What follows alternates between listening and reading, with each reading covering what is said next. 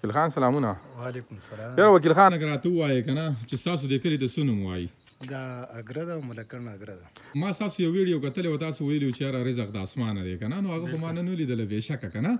دا څه قیصه ده؟ په دې خو مې لږ پویه که. دا مونږ وخت بچت کړی دی، نو دا زمونږ کور ته لار ډېره په دغه به راتاویږي، نو بس دا مونږ ډېره اسانتیا ساده کړې ده چې بس بره نه که ماشومان یو که غټي جو هر څه رالېږلی شي، روټۍ پکې راځي، چای راځي، مېلمنو دپاره نور واوره ماوره هر څه راځي. دلته زمونږ کم از کم د دړۍ نه واله د 7 کیلو پورې وزن پورې د دې باندې زمونږ روزګار دی. ښه دا برداشت کولی دا شي. برداشت کوي. دا ملګرو دا وینې که نه، دا نری تار دا هغې بره غر نه دي، دا هغې سر نه رارغه شوی دی، دا په دې ونو کې پناه دی.